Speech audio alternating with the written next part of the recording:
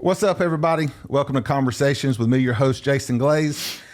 If you're watching us on YouTube, make sure you do all the things. Subscribe to this channel, hit that like button, drop a comment, help us with the YouTube algorithms. And again, we're just so glad that you tuned in. Got Casey Ross back today. Hey, man. Hey, I'm so glad to be here. I'm glad to have you. So you were on not long ago. Yeah. Yep. And I was like, I don't want to wait, because what I was going to do is like, okay, I want to get like 10, 12 Yep. before I get Casey back, but I'm just impatient. People, a lot of DMs coming in asking for me to come back. Bring Casey back. Yeah. So thanks for being here. Yeah, man. Thank you so much. Can't wait to have this conversation. It's going to be fun. Yeah, it's going to be fun. All right. So you just got back from Dubai. Yeah, I flew in like a day and a half ago. So I think I know where I'm at right now. You said it's not fair to call it a mission trip. No. But you were doing church work, We right? struggled with it. Was a work trip, mission trip. Yeah. It depends on, yeah. It was great, though. Yeah, we did church work. Yeah, we went with a group from another church that I don't attend. They were taking a mission trip, I guess, to do some kids ministry stuff. I know a lot of people there, and I know the lead pastor of this church in Dubai, and he's been trying to get me to come over for a while. And so they were super gracious and were like, "Hey, let Casey tag along with this group." So I jumped in with them and did some kids ministry stuff, and then spent a lot of time meeting with the lead pastor and his staff. They're getting ready. They have one church, Mosaic Church Dubai, and they're getting ready to start a church in Abu Dhabi in a couple of months, and then a couple other places I can't remember the names of. And since I do a lot of work in the multi-church world, it's my experience lined up. It's the right time to go to help them. It's what they're doing is amazing. So they think it's the fastest growing church in Dubai. Wow. And it was Mosaic, that's still Erwin McManus? Nope, has nothing to do with that. No, okay. It's a friend of mine, a guy named Jeremy, used to be a pilot with Air Emirates for like 20 years. I don't remember, 5 years or so ago, he literally was like, God is calling me to start a church in Dubai. He was based out of Dubai and literally quit flying, retired as a pilot, started the church, I think 3 years or so ago, literally with nothing. And let's see, this time last year they had, I think, about 120 people coming. This past Saturday when we were there, they are averaging about 260. They've doubled in the last year. Wow. It's amazing. So Dubai's not one of those destitute countries, right? I mean, it's not. A lot of money. They are driven by money. Yeah, I mean, driven by money. Cleanest city I've ever been in, safest city I've ever been in. There's a lot of great things about it. Church planning in a country like that is not that common, right? And normally when you think about, building churches, we're going to Africa or whatever. Poverty. But, No, I may get some numbers wrong. I think it's 80% Muslim. Okay. They picked us up at the airport last week about midnight, and one of the staff members is wearing a shirt with Jesus across the front. So we're coming through there, customs, we're getting in the cars, and I lean over to the guy and I'm like, it's okay for him to be wearing a shirt with Jesus on it? I'm like, are we gonna get in trouble? They're like, no, it's a very economically driven country, and Dubai especially is an economically driven city, and they call it, instead of calling it a state, it's an emirate. So that's very financially driven. But 90% of the population, at least in Dubai, is from outside the country. 10% is Emirati, I think they call it. And they really just want your money. If you'll come work and spend your money there, they want you there. So they're actually a very accepting culture. Gotcha. You can talk about Jesus. You can promote your church. They have no restrictions really on Christianity. Gotcha. All right, so you and I share a passion, and that is for the church. Yep. I know the church has been a part of my life most of my life. Yeah, and me too. I've had people tell me, well, you just really are into the church because you've never known anything but the church. But there was a season in my life where it's not like I never went to church, but I took a big step back. And when I did, there was a huge hole. There was something missing. So you and I both have a passion for the church. We want to see it to be everything that God wants it to be. And today we're just going to kind of talk about ways to do it better.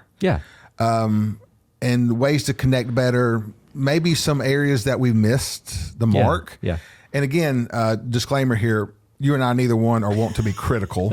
No. But we do want to learn from what's not working. Right. So I think anybody would know that church is designed to be more than show up, sing a few songs, hear a sermon, go home, right? So, and there's still some churches where that's pretty much all they do. Yeah, very now they may have a potluck or they may get together for this or that, but as far as like really connecting on a deep level, that's not happening. Right. And when churches figured out, okay, we need more. Yeah. We went to what we call groups. Yeah. Right. Yeah.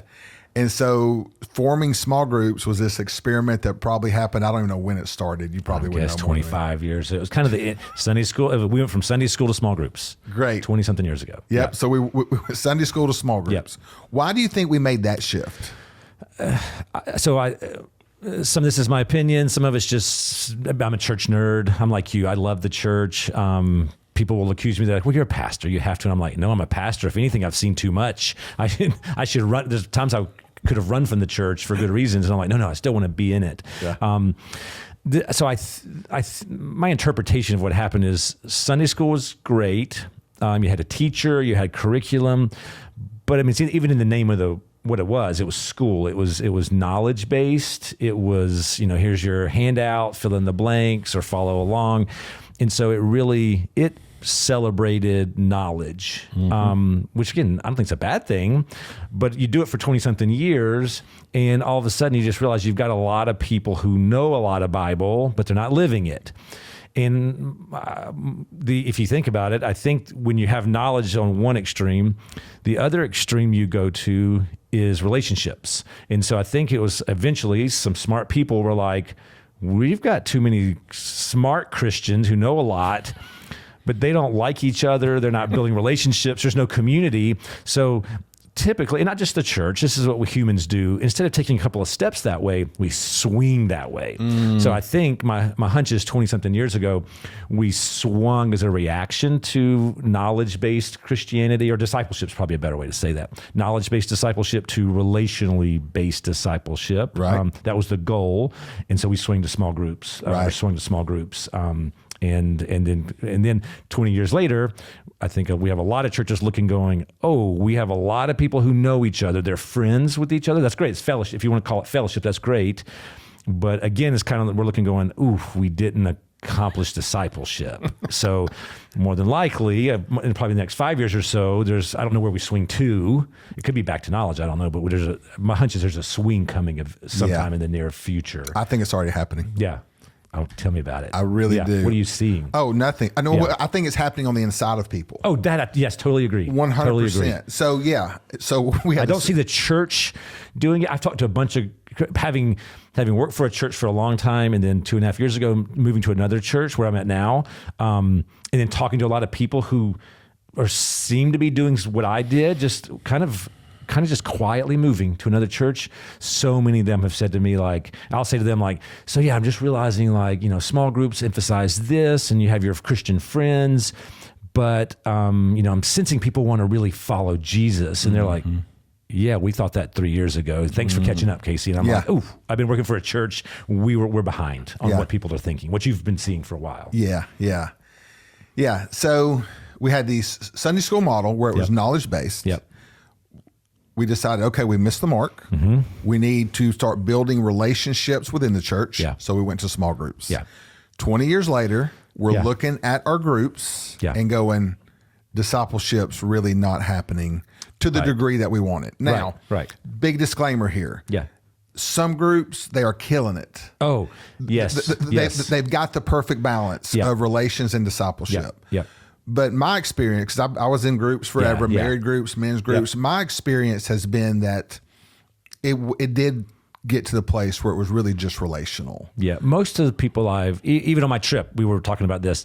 I think most people who have some familiarity with the church, they'll agree with me. 10% of small groups, community groups, whatever you want to call them, are pretty life-changing. And there's some, but the problem is, and if you're in that 10%, you're listening to this going, stop it. This works. Don't mess it up.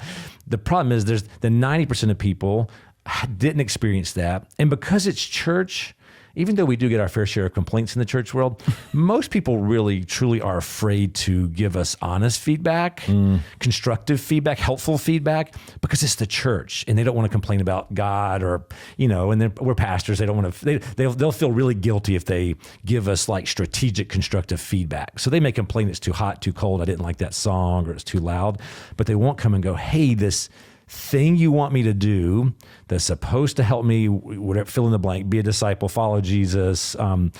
It's not helping me follow Jesus. Yeah. So they quietly, what they do is for a while it could be years, they just keep doing it. Yeah. And then eventually they quietly leave. Yeah. And they don't tell anybody that they've left. In most churches, because there's new people coming in, the numbers stay good. The problem is there's this quiet exodus happening and no one's really telling us about it. And because we're just looking at the numbers, you don't really notice it, honestly. Yeah. So, yeah. Yeah. Yeah, that's definitely been my experience with it as well. If I was to go up and get a 30,000 foot view, okay? So I've been involved with Christians and churches for like in the weeds with churches and people and leaders for the last 20 something years. Okay. So I've got a pretty good picture of what's happened in North Georgia. Now, I really can't speak to New York. I can't speak to California. Right. I can't speak to Dubai. Right. But I've got a pretty good picture of what's happening in North Georgia. Yeah. This is where I kind of wish I had a whiteboard. Okay. So here's what I've seen happen. Yep. And the reason I'm bringing this up is I want to see how this fits in to the problem. Okay. 20 years ago, legalism was rampant. Yep. It was a problem. Yep. All right. Still is in a lot of circles. Totally. Right? Still is in a lot of circles, but legalism did its job and led to burnout. Yeah. All right? Yep. Burnout led to grace. Yeah. Yeah. Grace led to complacency. Ooh. Yeah. I'm tracking so far. That's good. Now, the question is, where are we going? Yeah. I think some are going to say we missed the boat. Let's go back to legalism. God forbid. I see some of that happening. Yeah. So, okay. Yeah. I see a little bit, but I'm also not in those circles, but I do see a little bit of that because it gives you your boundaries and your comfort because there's rules. If I follow the rules and it's very clear what the rules are, then there's comfort in the rules. Yes. Yeah. Okay. Yeah. Yeah. It's so funny that you say you see that happening because I was having a conversation this week or last week with another pastor and he was saying that's absolutely happening. Yep. People are saying we missed the boat. You know, we absorbed ourselves in this grace message. We got lazy. We got complacent. We missed it. Let's go back to legalism. That's happening. Yeah. That's just going to lead to burnout. And now we're recycling. We already know how that movie ends. It's nothing new is going to happen there. The same thing's going to happen again. Exactly. Yeah. Burnout. Yep. Yeah. So the question is, where are we going? And I think, like you and I are about to have a conversation about a problem when we really don't know the solution. Right. No, quick. I won't talk too much about my Dubai trip, but we visited Abu Dhabi. It's about an hour drive back to Dubai. We start this amazing conversation in the car. There's 4 of us in the car, all pastors. We start with, for the first 45 minutes, we have all the answers. We're like, and I'm like, this is what we're doing at our church, and this is what I'm seeing. The last by the time we actually get to where we parked the car, we were all like, none of us know what we're doing. What's the answer? So we went from this confident we had know what we're doing, and we by the time we parked the car, we 100% agree with what you just said. We were like, I don't know. Yeah. I don't know what's going on. And these are different pastors, different churches represented. Yeah. So y'all actually got to the destination saying, well, I don't know. Yeah. And so, but here's the thing. I think that we get there by having these conversations. Totally agree. And that's why I wanted to have you back so soon, because you and I started this conversation over lunch. And I really think just inviting people into this conversation as people like you and I have it is one step closer to getting to the solution. Yeah, totally agree. Okay. So here's my thinking on where we're going. And I could be totally wrong here. So again, legalism, burnout, grace, complacency. The men's group I'm in now, without really using this language, we're experimenting with, I guess, what you would call spiritual formation. Yeah. Okay. My goal is to be conformed to the image of Christ. Yeah. Okay. As far as like connecting and having relationships, I don't need a group for that. Me too. Totally agree. And we'll get into that in a second. Because I think the church is actually, we'll get into that in a second. So I really don't need to have a group to build meaningful relationships. Right. Like I can go to a lunch, and if I'm willing to get vulnerable at that lunch and let someone into my pain, into my story, into my sin, that can that should be happening when it's not even organized. Right. So we are looking at what we call spiritual formation, because my goal is to be conformed to the image of Christ. Right. So yes, we do have like a quick check-in. Right. But we keep it quick. Yeah. And then we're going through some sort of book. We'll do some practices like Lectio Divina, a different way to engage Scripture. We'll do some journaling where we'll go away, journal, come back and share. Yeah. So that's kind of the vein we're tapping into, right? Now, let's go back to your Sunday school illustration. Okay. Knowledge-based to relational-based, and we left too much knowledge. Right. Is the solution to blend those two? So we get back to knowledge, but keep the relational aspect in our groups. Is what you're really asking? What is discipleship? Kind of. We need to define that word right quick. Well, it's I have an old friend named John who he was, at least in my circles, he was famous for saying you rise and fall in the definition of your words. And so especially in the church world, we can all be using the same words and mean different things. And so it's your question. My hesitancy in answering the questions quickly is part of where I'm at today is, I don't know if there is, what I felt like you're asking me is that the answer? And I'm like, I don't know how many the answers there are. That is an answer. And again, sometimes I feel like I'm the old pastor, and I understand, and we'll get into this as we keep talking. I know that churches need to have a way that they disciple people or connect people, whatever words we use. But I just know you and I are so similar. That's why we click so well. At the same time, we're different. And so as you're talking about what you're doing right now, some of what you said, I'm like, oh, that'd be awesome. And some of it, I was like, I don't want that. I don't need that today where I'm at.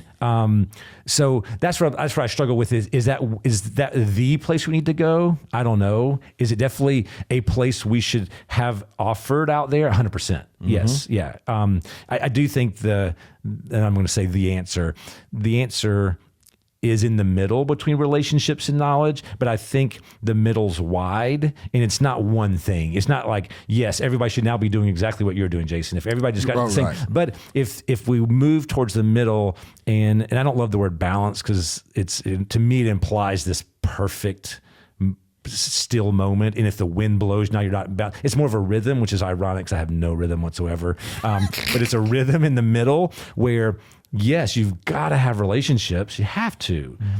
And the Bible says to have relationships, and you need to have knowledge. You need to know. You need to have a theology. Admit it's not perfect theology. It's you're wrong in some, but you don't know where you're wrong in your theology. But have a theology, know doctrine, have knowledge. But if you camp out on those two extremes, you're missing something. So it is in the middle of those two things, I think. I think that's a healthy place to be. And also, again, people tend to do what the church asks them to do or tells them to do. In churches, this is what we're going to do. We're going to do small groups, and we're going to do it for 25 years. And it's like, unfortunately, we're not a very flexible organization. I mean, when I say we, I mean the church. And so if we could find that middle ground, it'd be great if the church could stay flexible and go, we're going to not offer 48 things, because that's confusing to people. And how do you even staff that? How do you staff it? How do you tell your congregation which is the best route for them, or which is the most important? And so you got to have a couple of options for people. But what if your options change a year from now? Right. And not because that's the way the wind's blowing, but just going, hey, we realize you're going to do what we ask you to do. That's amazing. Thank you for trusting us. And we realize you're all different. This is not a room of all the clones. You're all different. And by the way, your stories are so different. Some of you are hurting right now. Some of you are celebrating right now. And so we're going to kind of move with you and give you some offerings, but going back up to that high level, but it's all under the umbrella of, and to use the language I use the most, it's all under the umbrella of, I want to help you trust Jesus more. Right. Because for me, that's where I've kind of landed is, if you're constantly like literally trusting Jesus more, you're going to find the intimacy. You're going to find, and by the way, everybody's watching your fates. It's a lot's going to happen if you do that. Yeah. Yeah, that's really good. So we're creatures of pendulum swings. Yes. But we don't have to be. Yeah. I think that's what we need to get our head around. Right. Is it's not necessary. Yes, like even though we do tend to do that, that's not necessary. Right. I'm just now coming to that understanding. Yes. Yeah. Because I do swing. Yeah. Right. And I thought, well, that's just what we do. Right. We're going to swing out this way. We're going to swing out that way, and eventually we'll find the middle. Yeah. But I think wisdom is, hey, we don't have to swing either way. Right. Right. And I remember I was at a very, very large church, and I was at a training one time, and they talked about how we will never do anything that resembles Sunday school. Right. They use those words. Right. And I remember sitting there thinking, yeah, that's going to bite us on the butt down the road. Yeah. Just that type of thinking is going to bite us. So we know the church is supposed to be more than just singing, preaching, praying. Right. Okay. I agree. If someone is in that type of church where community is not happening at all, other than, okay, yeah, we get together and we cook out on the church grounds or whatever. Right. But nobody's really having meaningful conversations. Right. Yes. How would somebody get that started? What do you think in today's culture, the best way to get that started in that church is? So it's a church that's not offering, it's my first thought, honestly, is, so I'll pretend I'm that family. Okay. My family's attending that church and we're like, we love it here, but we're not getting community. I think we know what to do as humans. Find others you like and create community. To me, unfortunately, what I've observed for a lot of years is being a pastor in churches, people wait for the church to tell them what to do. And it's go to Sunday school, go to small groups, go to this Bible study we're going to have every Wednesday night. So, and what I think, if you watch the world, typically someone, even outside the church, when they want friends and connection, they go meet people and they meet those people in where there's common ground. It could be the ball field because their kids are playing there. It could be a coffee shop they're always at. Wherever they're spending their time and wherever there's a meaningful space for them, they just start to connect with people there. And then they do what people do when you find people you like. You do dinner, you do coffee. So if I'm in that church and I love this church, but I'm just not connecting, I'm going to start looking around for people either like me and my family or just people that I connect with. Because more than likely I've had some conversations before after church or at the potluck they have, and there's been a couple of people I've connected with. And instead of what I think most people would do is go, wow, I really like Jason. When the church offers those Bible studies in the fall, I'm going to go to him and say, hey, can we be in a Bible study together? Don't wait for that. Go to Jason. I'm going to go to Jason and say, hey, man, I love this church. I love, kind of cool connecting with you on Sundays. You want to get coffee this week? And again, what I'm kind of saying is you need to own it. You need to do it yourself. Mm-hmm. And again, that's a problem because people wait to be told what to do by the church. And being a pastor, I won't blame the people for that. I'll blame the church for that and say we've taught people to basically wait and do what we tell them to do. Mm-hmm. And when I have we have a mutual friend, a guy named Brian, who's a local pastor in this area. Oh, yeah. Best pastor that no one will ever know about. Love Brian. Because he's an incredible preacher, pastor, leader. He has this thing called open house that he does. And I think his staff has actually had to go to him and tell him to calm it down a little bit. Because for several months he would stand these are all new people to church. He would stand in front of them and say, we are not here to help you find friends. This is what we do. But he's swinging on the pendulum because he knows he's getting people coming to his church, and what those people are used to are churches that elevate not knowledge from Sunday school. They elevate the relationships of small groups, and he's like, we're not a Christian friend, finder organization. We're here to help you follow Jesus. Meet people on your own. By the way, we've done some things as a church. We have a turf area. We have the big lobby.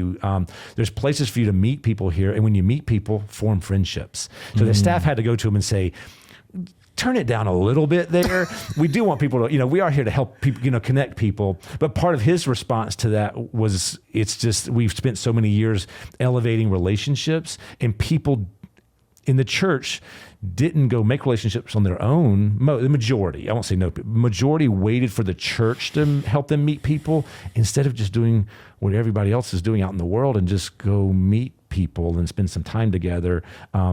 There's nothing in the Bible that says you can't like have a Bible study unless the church endorses it. Like it's, right. But again, being a pastor, it's humbling and awesome that people do look to us for direction. And at the same time, it's like, your faith is go for it. Go meet people. Go do dinner, do Bible studies together. Yeah. But anyway, if I'm that family at that church, I'm gonna go try to do it on my own. Yeah. And not like, my church won't do this for me. They stink. I got to go do this now. It's more of like, no, I'm so glad I go to this church. I'm so glad Jason goes to this church. I would never have met Jason outside of this church. So let's start hanging out together. Let's create community ourselves, and be thankful that the church was what we were looking for, and it was the connecting piece. It's okay that the church didn't actually, invite us to an event where we had to put a sticker on with our names and cause us to then force us to meet each other. Like, just let that happen and be thankful for the church that brought us together. Right. I love what Brian's doing because he's basically empowering people. Totally. That's his heart behind it. Yeah. Yes. And so people are looking to the church, tell me what to do. Yes. And Brian is saying, do it. You know what to do. Yeah, we're humans. You've been doing it. If you're married, the church, unless you had an arranged marriage, which is unlikely in the United States, you went to that. You went to your spouse when they were just a person, and were like, "Hey, want to go to dinner? Yeah, want to go see a movie?" So you're capable of just going up to somebody and saying. And then it gets into what I would call discipleship naturally. Yes. I'll give you an example. I got a buddy. He's my fishing partner. We fish tournaments together, right? He sent me a text. I was like a couple of Sunday nights ago. Okay. Did Jesus have the same kind of spirit we have?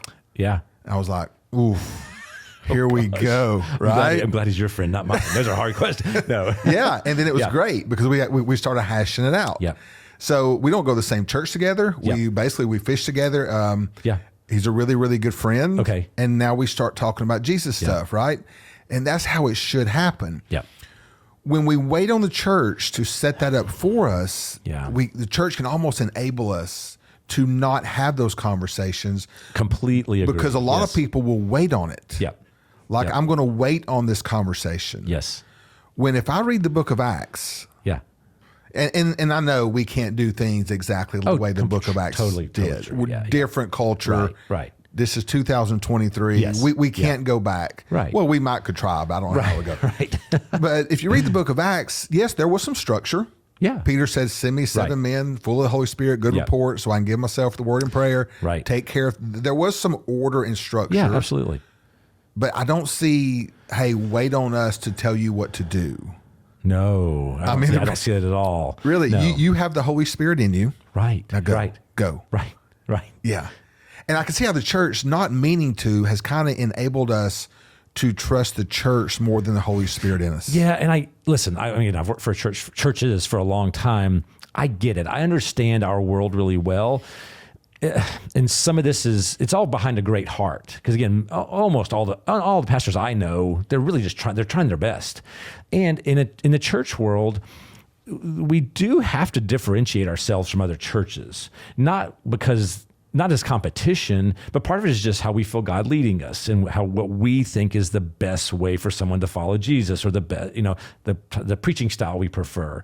And so we're doing that in especially in America, a very consumer-driven culture, and you and I are. I mean, I'm a consumer, you are too, and we just can't. We're not even aware of the consumer lens that we're wearing all the time. So we kind of just have fed. The church has just fed that, just like everything else has. Thankfully, we've done it with a really good heart and with really pure motive, or for the most part, pure motives, with a really great. This is where we want you to get. So it's different. But it's still, I know that church down the road, but here's how we're different, and here's how we can help you. And we're not bashing that church down the road, but we are elevating ourselves. And also, we can't offer the same things the church down the road does. Right. Number one, we're different, but also number two, like we got to be a little bit different so people can see how we're different. And maybe it's our music's a little better, or the auditorium's bigger, or the traffic's less, or we offer. I've seen churches that we'll brag. We have 99 ministries. And so it's like, wow, that's, no one can compete with that. Or I've seen churches say, we have one. And again, it's a little bit of just differentiating ourselves, because that's kind of what you have to do I hate to say it, but to survive, air quote, survive. But what that's taught people is I'm going to look around I'm going to Google churches. I'm going to find the church that's offering what I want, or the closest to what I want. And that's where I'll go, which is consumerism. I mean, that's what that is. They wait to take their cues from us. Yeah. I may be jumping ahead a little bit here, but you and I've had a lot of conversations. Where I work now, our ultimate goal, honestly, is to get a person to follow Jesus on their own. I have a good friend in Ohio who's a pastor, and a couple of years ago, I was talking to him, and I was telling him, hey, this is what we're going to do. And he started laughing, and I was like, why are you laughing? And he said, oh, I see what you're doing. You want people to own their faith. And I was like, yeah, totally. And he said, they'll never do that. And I was like, ugh. No, I don't know that. Yeah, I disagree. Although I know the odds are difficult, but what if, and I told him, I said, hey, I just come to this new church where I work, and I said, I'm going to be there for a long time. I was like, and I've done Sunday school, I've done small groups. I don't want to go back, and I know how those movies end. Let's try to get people to own their faith. And so he stopped laughing. He's like, I so want to get on board with what you're doing. He said, you go first, and I'll just keep watching. And he said, if and when it works, we'll copy it all. And I was like, you can have it all one day. But it's tricky. People literally look at us and tell me what to do. Yeah. Which is humbling and frightening at the same time. Yeah. You brought up the point of the person that's not in church and they're looking for one. Yes. Okay. Yeah. So I counsel a lot of those folks. Okay. So I have a guy coming for counseling, and I'm a big believer that if by the time I'm done with them counseling, they've graduated our process. Yeah. If they're not in some sort of community, okay, cool, some sort of connection, they're dead in the water. Right. Yeah. And so we start talking about, are you in church? Right. Yes. And here's the kind of the way I explain it. Tell me if this is healthy. Okay. Because this may not be healthy at all. It's almost like dating. Without a spark, there's no flame. Yeah. So you can look for an initial attraction of, I like this. Yeah. But you're eventually going to find stuff you don't like. Absolutely. And so that's when it's time to get out of that consumer mentality. Yes. So I think having a consumer mentality is, I don't want to say normal, because it probably shouldn't be, but it is. It's normal. Yeah. And it's okay to kind of look at that. Like, okay, I like that church. I like what they're doing. Even if it's like the music, I like that music. Yeah. I like that, the way the preaching is. That's okay. Right. There's your spark. Yeah. But once you get in and get involved, now try to drop that consumer mentality. Yeah. And you're there for the church. Oh, I was thinking the exact same thing. Talk about that. If there's, and I don't even, maybe there's some sermons here. I don't know how to get people to do what you just said to do, but as I was thinking the exact same thing, because I've seen it a thousand times. When someone crosses that line of, the church is here for me, I've chosen this church because of what they give me, and it's different for everybody, but when you cross that line of, now no longer is the church here for me, but I'm here for the church, it's a game changer. I mean, that's, it's also it seems biblical too. I mean, that's what your gifts are for. But it changes everything. I mean, it is. My opinion is you can't offer a 4-step Bible study on that, or a 4-step, you come 8 Sunday nights in a row, and by the end of it, you'll be where we want you to be. I think that some of that's some maturity, maybe some emotional maturity, definitely spiritual maturity. Some of that's just Holy Spirit working in someone's life. It could be a situation or a circumstance that causes that for someone. And someone also just may drift into that. So you get to that point differently. But when you get there, I think you just see the church completely different. I think you also see your faith very differently at that point too. Yeah. Yeah. It's really good. All right, let's talk to this person. Okay. Well, let's let this person listen to you and I hash this out. Good. All right. So now we got the person. Yep. They've been in a small group. Okay. Whether it's men's group, women's group, married group. Yep. They've been in several. They're in one now, and it's this basically the same story as the last ones, right? It's great. They love the people. Yeah. They make some good solid attempts to do some growth and study. Yeah. But they're just not satisfied with something's missing. That's what I hear. Something's missing. Yes. Something is missing. Yep. All right. So what does that person need to start thinking about, you think? So my first thought, and this is, I've shared this with you, my journey the last 3 years, when I use the word journey, to me, most journeys you start off on, you don't know you're on a journey.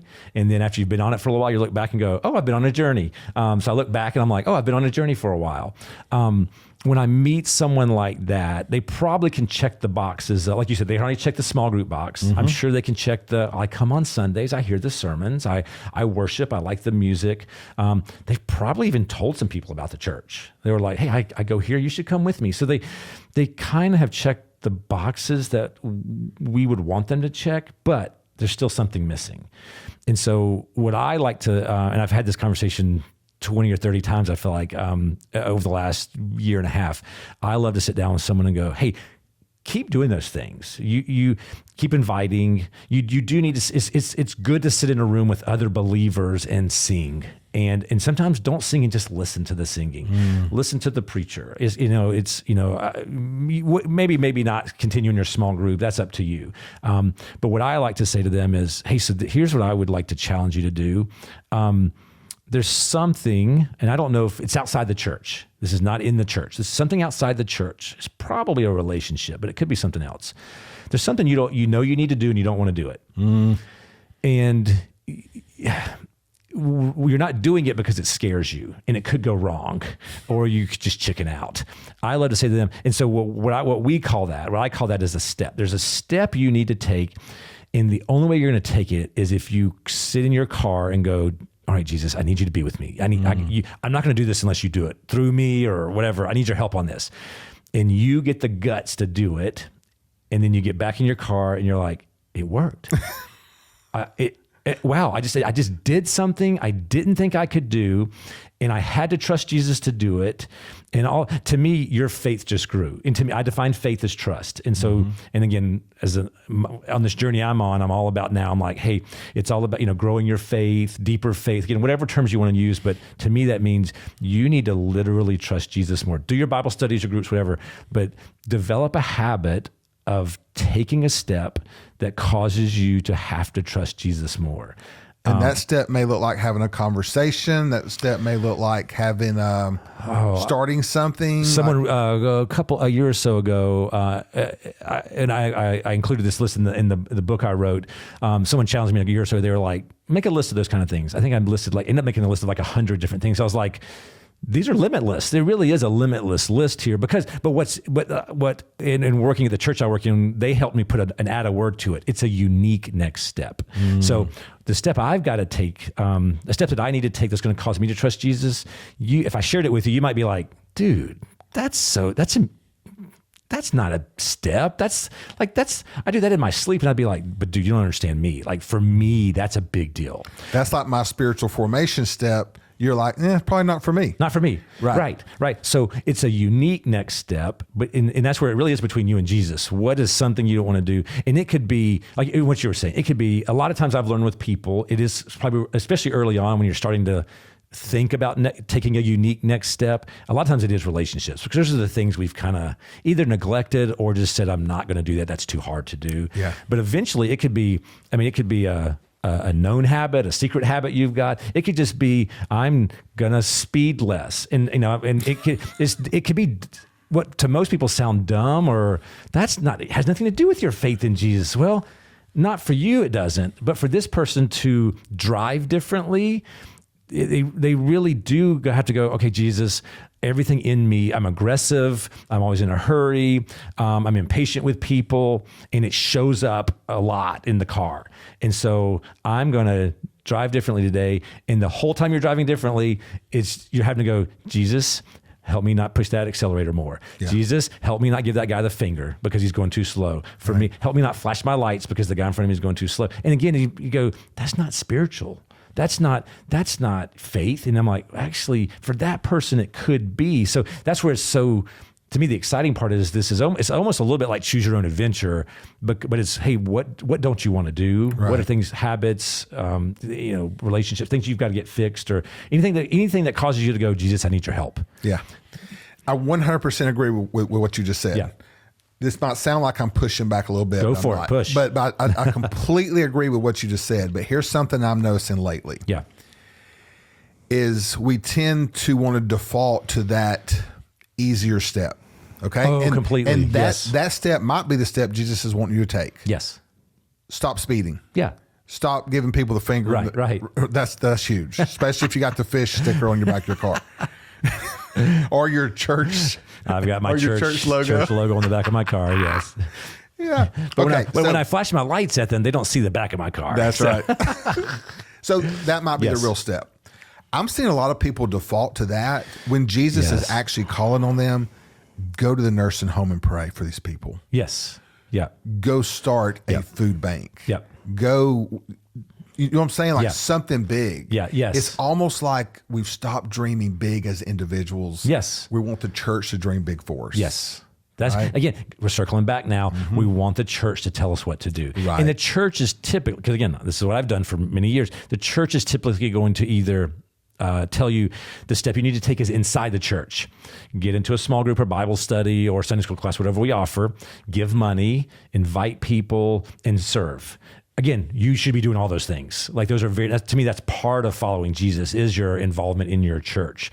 But the church typically stops there. Mm-hmm. We don't talk about steps outside the church. Now we want people to live their faith out there, but we really don't equip them to do that. Because we need them, because we need volunteers. We need giving. we if we're going to go all in on small groups or Sunday school, we need numbers to show that that works and that people are actually doing it. So we start bunkering down. So we hunker down. We do it for 20 years. We don't change and so most of the steps we tend to be inside the church, or the church swings big. I just did it. Go to Dubai. That was a long 2 plane rides. That was a whole different culture. That was a big swing. Right. Instead of what we typically don't hear is go to the nursing home and not one time, go once every 2 weeks, build a relationship with someone who reminds you of your father. Wow. Or build a relationship with someone that you're uncomfortable with. Let's go. And it may be because of a physical situation. It could be emotional, or it could just be old people scare me, but go build a relationship and do it. I'm making this up. Make a 12-month commitment. You're going to do it 12 times. You're going to do it 24 times. And the goal is just to love somebody else. I don't hear the church will say, we have a ministry at the senior citizens home and we go and we play bingo and then we leave. And that might be a step for somebody. Sure. Just showing up. But what if you took that, again, the easy step is going and playing bingo. The more difficult step is I'm going to go back in 2 weeks. And that for some reason, that guy who was sitting over there at the corner table, God just kept showing me that guy, nudging me that way. So I'm going to go back and over time, I'm going to build a relationship. And by the way, he may not want a relationship with me.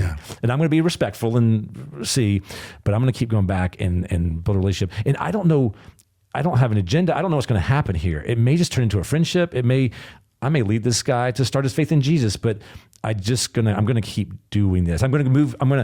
I'm okay if you take the easy step at first. Sometimes maybe that's enough to get you moving. Sure. You go from sitting to standing to taking a step, but then it's the next step. Because to me, what the goal is, it's a habit of taking steps that cause me to have to trust Jesus more. And typically they're going to get more difficult. And there's probably somebody in your church that would want to go with you.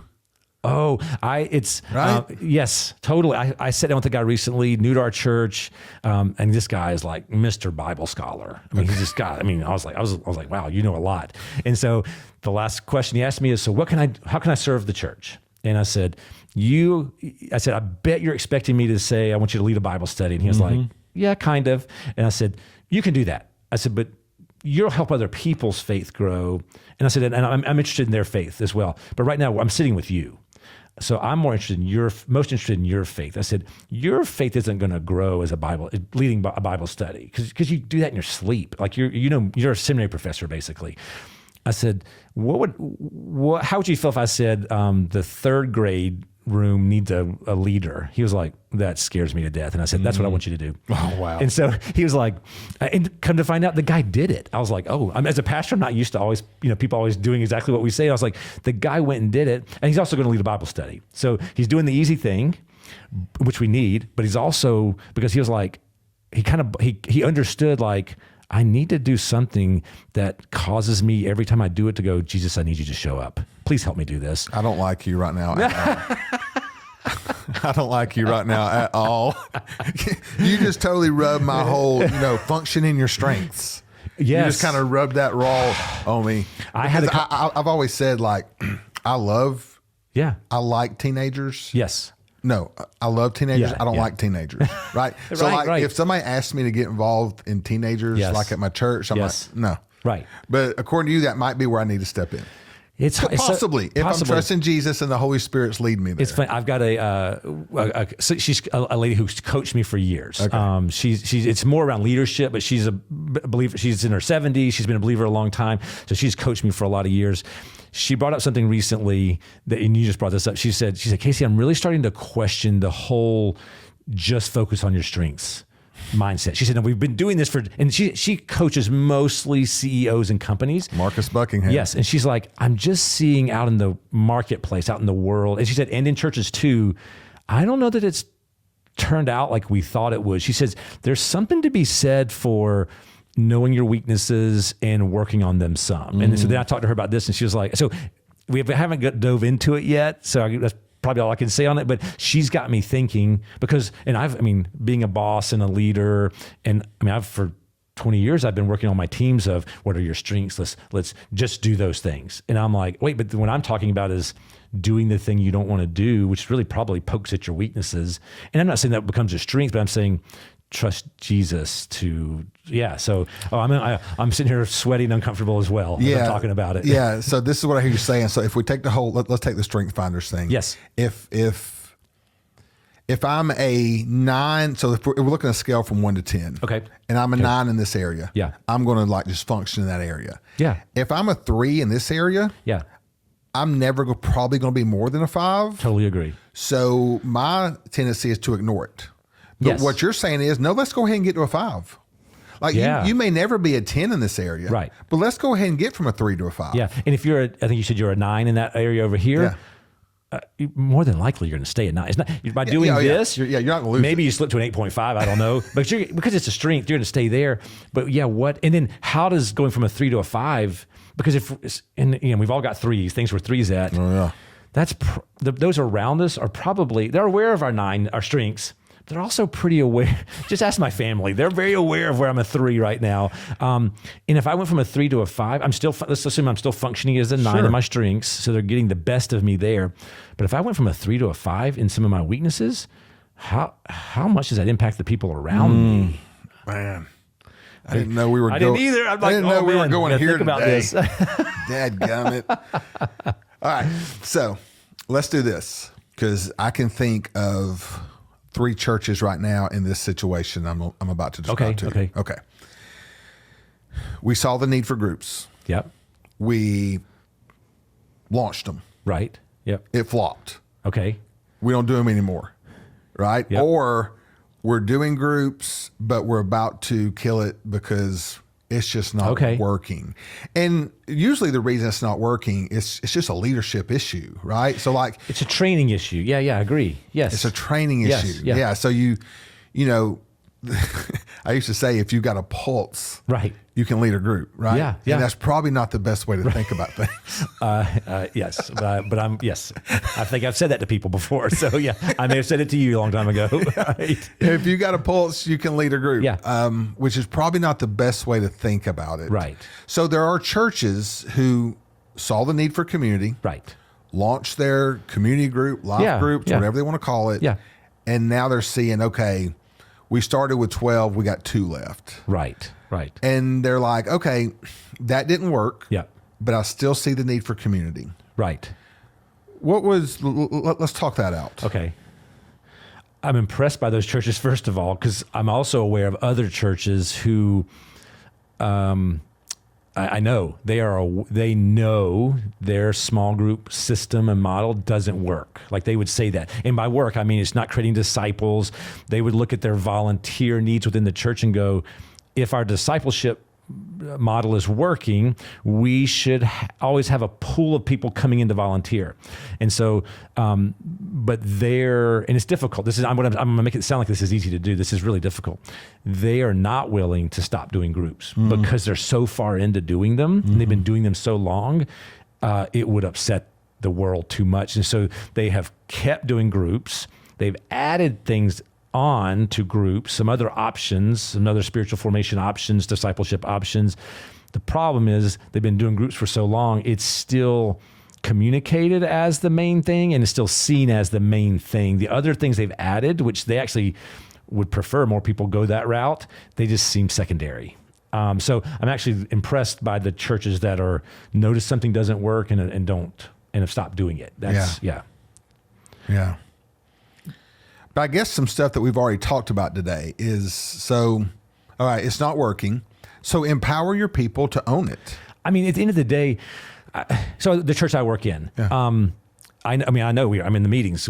Our ultimate goal is that someone owns their own faith in Jesus and takes unique next steps, and they're in the Bible and they're praying and they're doing all the things we would want. They're worshiping, they've got relationships, but it's all self-driven. It's all, listen, you got the Holy Spirit inside of you. And we have the Bible. I think you got what you need. You don't need, us human pastors just trying our best to help you. You really do have what you need to live out your faith. So you've got that. But I work in a church. We have to have an answer for people when they say, "What do you do?" And so we do Bible studies, short-term Bible studies, and we call it mentoring. It's really one-on-one discipleship. Mentoring is just a better word. It's a more clear word to the community we're in. So we offer those things, but they're still, but the point of those things is to get you to own your own faith. So I do understand. So if a church has decided, hey, small groups don't work, we're not going to do them anymore, I would look at the church and go, you have to have an answer though. Come up with something you do, because if you, at least in today's world, especially with a very consumer culture, if the consumer Christian walks up to you and says, we love your church, we want to get involved, what do we do? And your answer is nothing. Read your Bible on your own. They're probably leaving. They're leaving, yeah. Because you got to have an answer. Yeah. So that's why I'm like, I get it. You got to have not fair. You got to have an answer. So come up with something. But what I like about, and I'm biased, I like where I work. Sure. What I like about what we're doing is we've answered that question. There's short-term things. There's nothing you would get locked into for 12 months, 18 months, 24 months, or 6 years. Short-term Bible studies. Yeah. Now we have rule breakers who are doing that, but we're also like, it's okay. Sure. If that's what you want, go for it. But we think about our preaching as part of our discipleship. Thank you. Okay. I was wanting to go there. So and this was new 2 years ago as we were, going, and we're one of those churches you described 2.5 years ago, and COVID helped this, but every small group except 2 in our church just died. They just died, and we were like, well, okay, apparently those things aren't as helpful as we thought. 2 small groups died, but I'm guessing your attendance only grew. 2 left. 2 left. Yes. Yeah. Okay. But attendance skyrocketing. So groups died, attendance skyrocketed. Y'all are going, woo. This is great. But we realized we got to have an answer. Yep. We knew we didn't want, we wanted more short term, but we also knew and this was months. Brian, who I mentioned earlier, who was a part of these conversations. All of our lead pastors were a part of these conversations. And we started over time seeing we were all on the same page. There was unity around what we wanted. What we wanted was individual Christians who follow Jesus on their own, but who want the church, but who see that the church really is the church. They exist for the church instead of the church existing for them. But we knew we had to have an answer, so we said Bible studies and mentoring will be our answer. But we also said, but wait a second. I mean, even in a best case scenario, I don't know, 50, 60, let's dream, 70% of the people get in a Bible study. It won't be that high. But we've always but where we're growing the most is on Sunday mornings, and we have a captive audience. And I'm not a preacher. That's not me. If I preach, there's a lot of people who are sick because they've asked other people, and here I am. You get me this Sunday. but not being a preacher has caused me to be sympathetic to all my preacher friends, because I know the amount of time and energy they put into a sermon. It's crazy. Oh yeah. And most of the guys I know, there's a scale on, my preference on, but they're good and they're preaching great sermons. And by the time lunch is over on Sunday, you forgot what they said. And I'm like, so part of me is more of just as a friend to my preachers, I'm like, that's not good. But also I'm looking at the content. So it's like, wait a second, if we can build that into our discipleship. So I love the term steps, unique next steps. So our preachers at our churches, when they preach, they are talking about steps. They're using those words. When I do a baptism, I'm using the word steps. Now we're a year and a half into this. Even in our minds, we're like, oh no, this is a long play. We got to use this language. We've got to understand this for years to even. We know this is not like let's do this for a quarter and then and we're also trying to do something that to this day I don't know how you measure following Jesus. Right. We can measure number of people in a Bible study, number of people in a small group, number of people in a Sunday school class. I don't know how you measure that, but also I'm like, but that's okay. Years ago, I'd have been like, nope, we got to figure it out. And there's still a part of me that's like, maybe there is a way to measure this, but I'm fortunate to work in a place now that's okay going, well, let's track the number of people who sign up for Bible studies. That tells us something, but we honestly don't get real excited or real depressed about that number because we're just week after week after week trying to get people to follow Jesus, be a disciple on their own. And we're an important part of that, but it's them and the Holy Spirit. I love this. So, what y'all are doing at your church right now, short-term Bible studies, one-on-one mentoring. I love that because I tell people all the time, everybody, including myself, we need a group and we need the one. Yes. So we got to have some sort of group, community, a group of people that we're learning with, growing with. Yes. But we also need that one objective voice, right? Yes. And so y'all are doing both. But what I'm hearing is the purpose behind it is to get you to own your own faith, trust Jesus more. Yeah. Now the interesting thing, and maybe we're not doing a good job on this. I don't know how many times we actually say that out loud. That's our goal.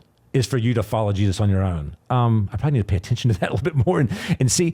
I know it's the heart behind what we're doing. There's a part of me that wonders if that's what we said we were doing, that people would be like, it's my friend who laughed at me, my pastor friend who laughed and said, Casey, that's not going to work.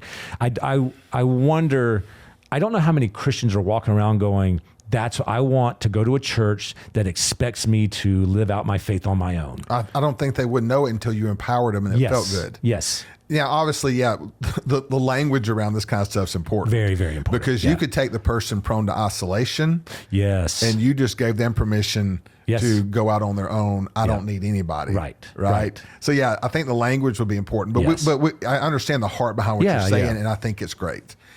Because you use that word trust a lot. And I don't remember if we had this conversation the last time you were on. I did an experiment. Okay. This was years ago. I heard somewhere that Jesus in the 4 Gospels asked like 300 and something questions. Okay. All right. Then the scripture came to mind, Jesus is the same yesterday, today, and forevermore. Yeah. So if he was asking a lot of questions then, he's probably asking a lot of questions now. Now we are trained to ask Jesus questions, listen for answers. Yes. And that's great. Right. But we really need to bend our ear toward the questions he's asking. Yes. So I did an experiment. Yeah. I took everybody I knew was in tune with the voice of God. Okay. So a lot of my sober buddies, a lot of people in recovery, family, friends, just people in different circles. Yes. And I said, hey, go find out what question God is asking you. Ooh, that's good. I've got this written down somewhere. Yeah. But it was in the 90% range. Wow. God was asking people the exact same question. Yes. Do you trust me? Really? Yes. Ooh, that's amazing. Yes. Wow. It seems to be the question that he has for us. Because, I'm adding on here. Because knowledge isn't trust, and honestly, relationships aren't trust either.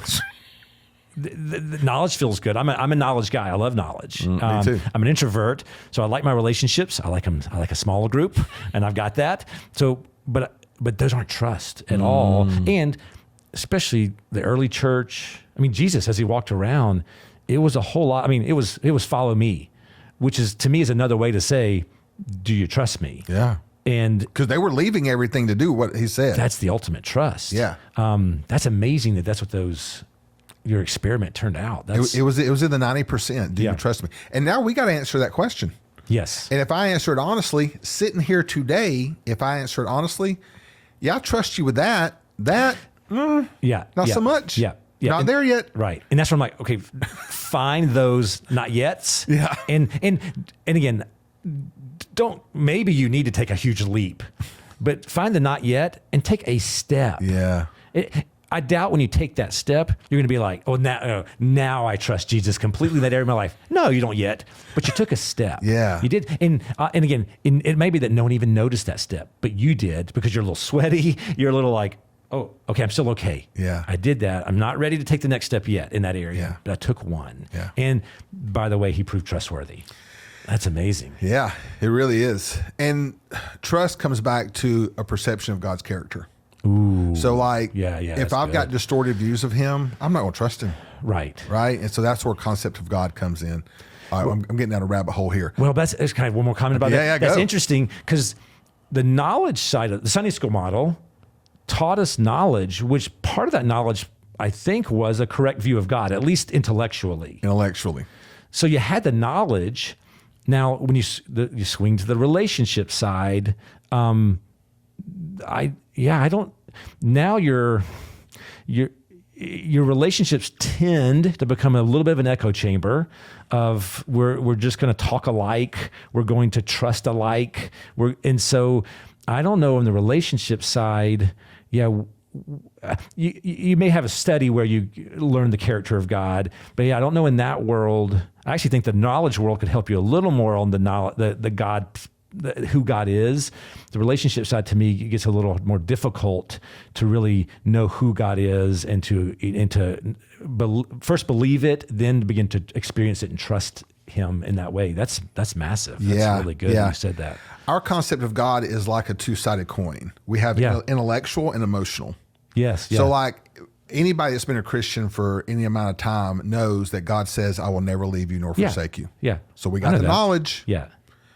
But let me go a month and not hear his voice. Yeah. Or circumstances go bad. Yes. And I will feel alone. Yes. Right? Yes, totally. And so that's that emotional component. Yeah. And that's where the healing happens. Now, there are some intellectual concepts of God that are bad. Yes. Oh, yes.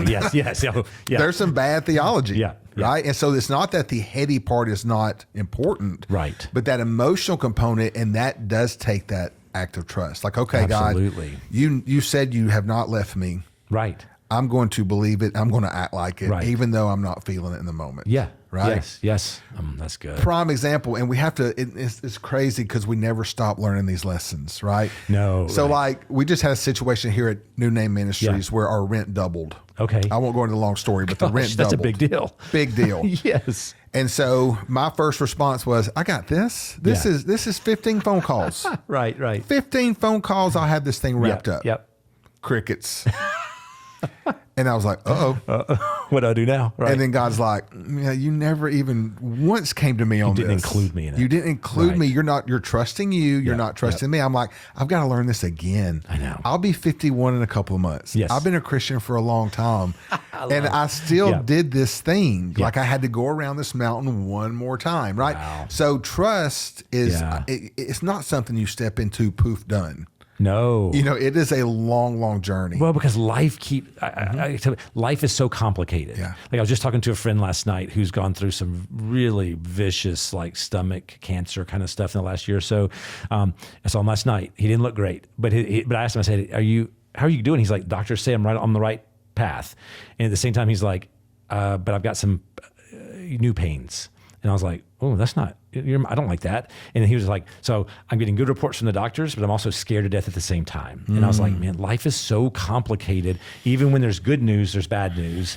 And it's so because life is complicated, we live in a fallen world. We live in a world that's not as it's supposed to be. Right. And it's not trending positive. It's just going to get worse. And so of course we're going to have to keep.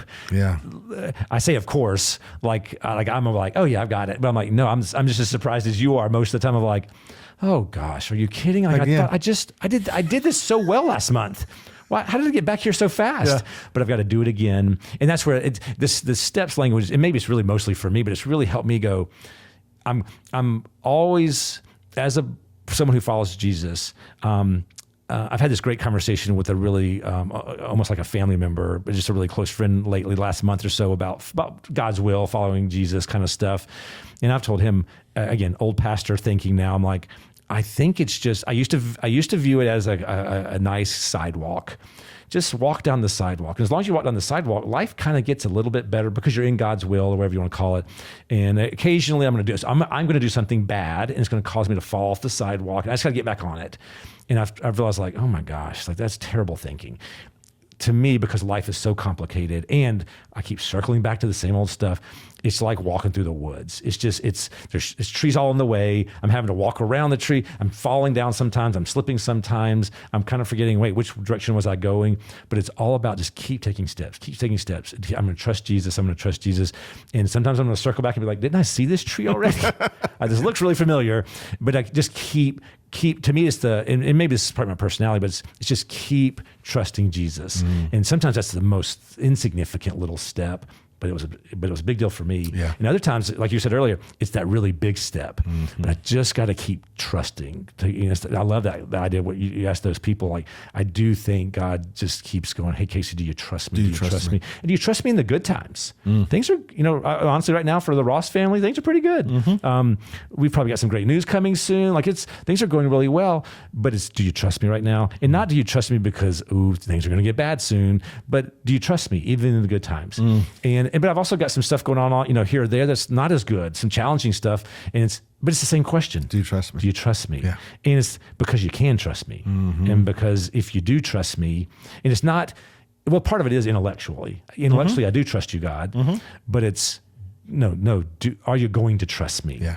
And I'm like, that's more difficult. So the way I like to describe it, the word belief and the word trust is often used synonymously, but I personally think they're two different things. And Agreed. Here's why. Yeah.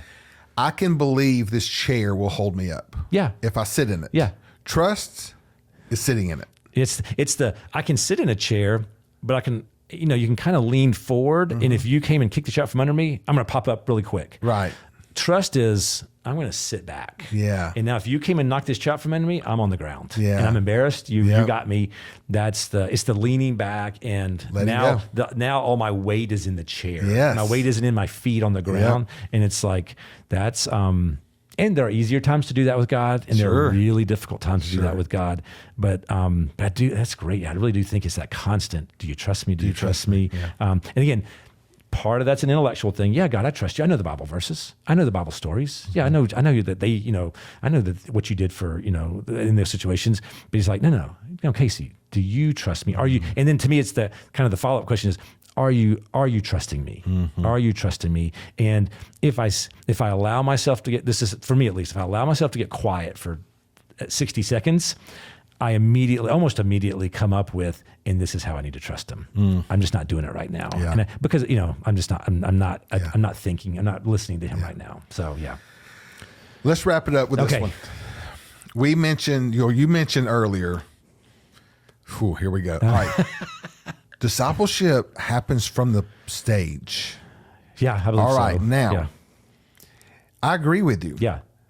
But here's what's important is for the people in the congregation to be in that mindset. Now, it is hard for people in the congregation to be in that mindset of, I am sitting here and I want to be discipled for the next hour from this man or woman on stage. Yeah. The key is the word the centerpiece or not? Gosh, okay, you're going there. I'm going here. Okay, I like it. All right, now, yep. I've got no problem with topical preaching. Well, that's not true. I kind of am starting to have a little problem with it. I'm okay.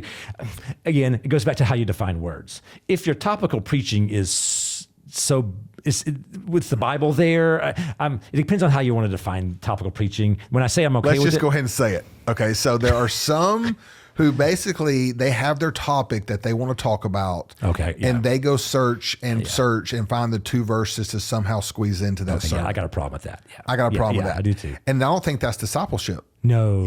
And then you've got those who, let's say they're a topical type preacher. Yeah. But they really do lean heavy on scripture to support their topic. Yeah. I think discipleship can happen. I agree. But then you've got the churches where the Bible kind of is the focal point, like we teach the Bible from the stand, or from the stage. And to me, I'm hoping to see us trend that way. I think there's good news. Again, church. I'm a church nerd. I'm all the nerd things. That's me. So the last 4 or 5 years, I mean, I've spent time with consultants, read all the books, talked to lots of pastors, not all the pastors, but lots of them. There does seem to be this trend, not with churches, but a trend with Christians. They're looking for what you just described. Oh, I've seen it for years. Yes. Now, I've heard it from them. I didn't become aware of it until about 2.5 years ago, 3 years ago. When I've talked to a lot of Christians since then, they're like, okay, see, that started what you've learned. We've been looking for this for 4 or 5 years. I'm like, oof, I was not aware of that. Yeah. I think the good news is that there are increasing numbers of Christians, and this is extra good news here. They're looking for what the preaching you just described. I think a lot of them are finding it in a lot of the heart, at least the people I've talked to, a common thread through the reason they're looking for it is because they want to live it out during the week. They realize that's something, when we talk about or something's missing, they realize one of the things that's missing is them knowing how to be a disciple Monday through Friday. And I mean, they haven't said it maybe as churchy as I just said it. So when you say that, I'm like, I think there's good news. Now, my concern is, are they able to find those churches? I'll give you one little anecdote from the church I work in. I guess this is an intentional thing we do. When our preachers preach, they have a tall table like all preachers do, but literally the Bible's sitting on that table. And they'll turn the pages and read from it.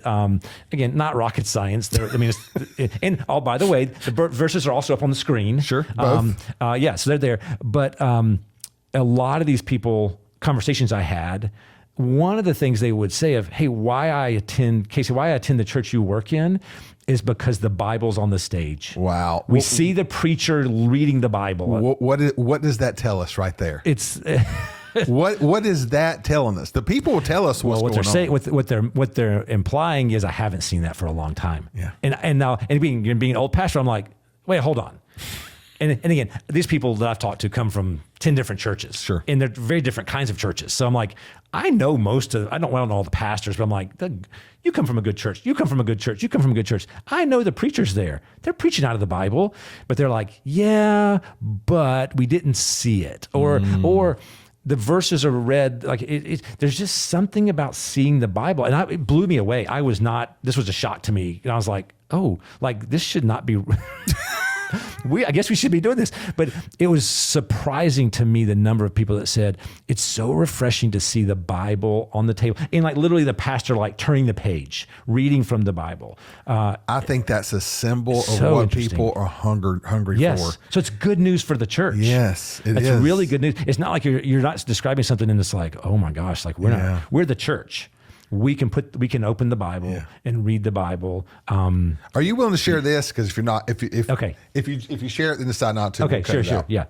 And you don't have to get into specifics here. Okay. But you shared a story with me about some consultants that came in to an organization. Yeah. And they basically said it's okay to look and sound like a church.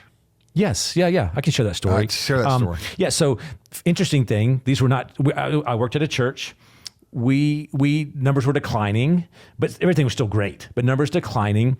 We were smart enough. The leadership was smart enough to go, something's changed outside the church walls. What used to work isn't working anymore. So one of the things we can do is hire consultants. I loved it. We did not hire church consultants. Okay. They were all Christian. I went to a couple of friends of mine, a couple in the church world, a couple outside the church world, and was like, here's what's going on.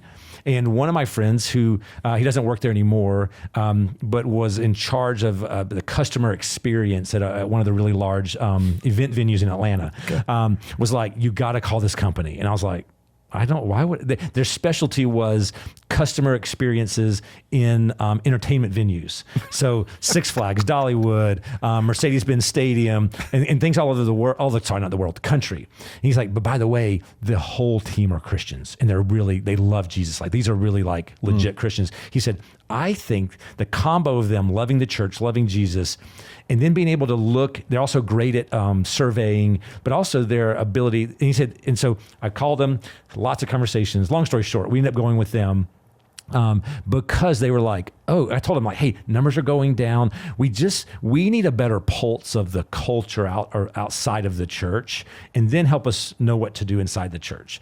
And they were like, oh, this is what we do. And by the way, and we found out too, they'd worked with a couple other churches already. So we went there first. So they came in, months of working. We surveyed, everybody and their mom within 15 miles of the church, got incredible feedback. We're sitting in a room. It's kind of their final presentation to us.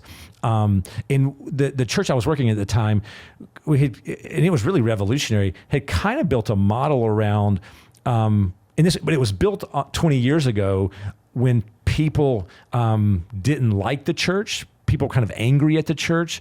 So what was actually brilliant was, let's create a church that doesn't act like all what you think a church should act like. So when you show up, it's different. It surprises you. And because it's not what you expect, you'll lean in. It's brilliant. But what happened, and this is what happened, everything around the church changed. Nothing in the church changed. Everything around the church changed. So we're sitting in this room and we're going through all the data and stuff. And they're like, hey, so here's we think is good news for y'all. What people now want is a church that acts like a church. Wow. And we all, literally, I turned to my boss on my left. I remember we were sitting on my left. I turned to my two kind of peers on my right, and we all saw that as it was fantastic news, because it was like, they were like, listen, and it was, you can say all the churchy terms. You can stop doing some things that are kind of just a lot of work to do. Yeah. And just be the church. And so here's what happened with me. So I was leading an environment in that same church. Yeah. That the whole environment was for people who were like just beginning their faith. Yes. Okay. Yeah. And I would get in trouble sometimes when a staff would come in. You get in trouble everywhere you go, but that's fine. I would get in trouble for using insider language. Yes. All right. Yes.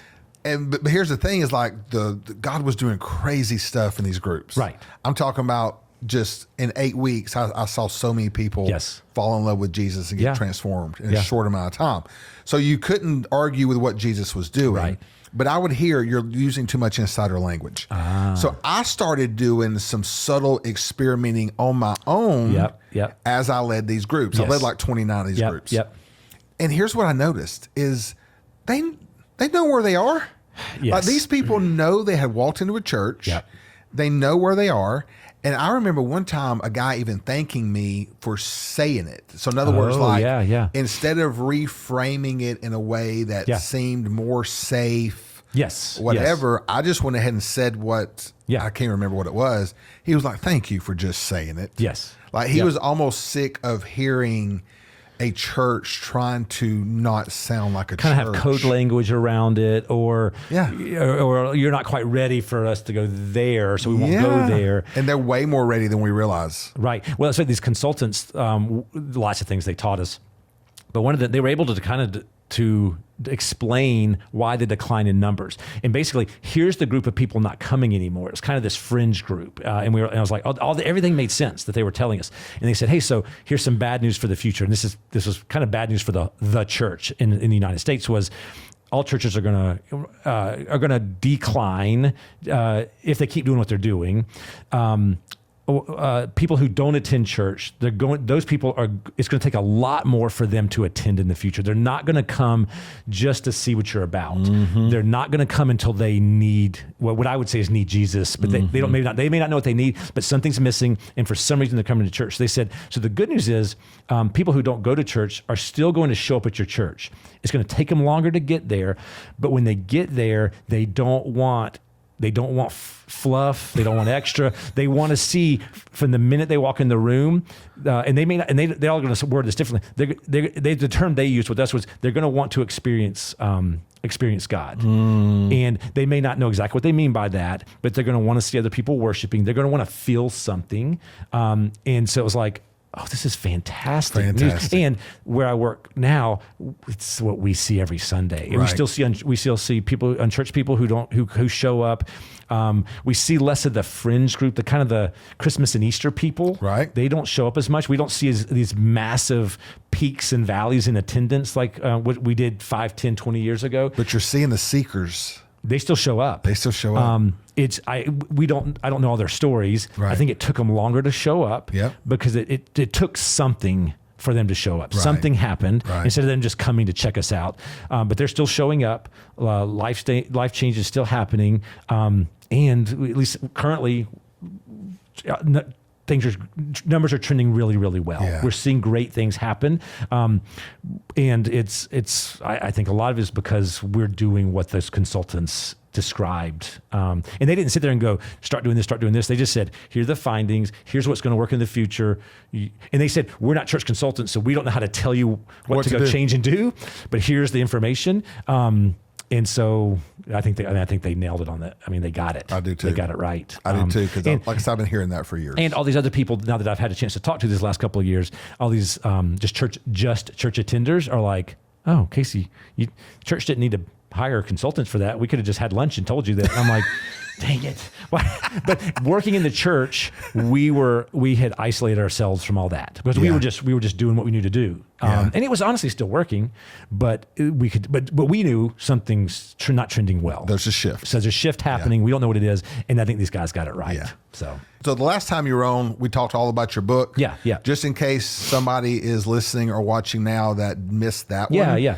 Tell them about your book real quick and where they can find it. Yeah, it's called Life and Faith from This Is It ? To This Is It ! Mm-hmm. A lot of it's what we talked about. I find myself talking about it all the time now. Life's complicated. People feel disappointed with life. It's okay to say you feel disappointed with your faith. It hasn't. It's what's missing. Something's missing. And then the bulk of the book is how to take steps to trust Jesus more. Yeah. I hope it's my goal. My prayer is it's a really simple guide to help you take steps to trust Jesus more. Casey, this has been a blast. Man, I love it. Thanks, man. Thanks, man. Good.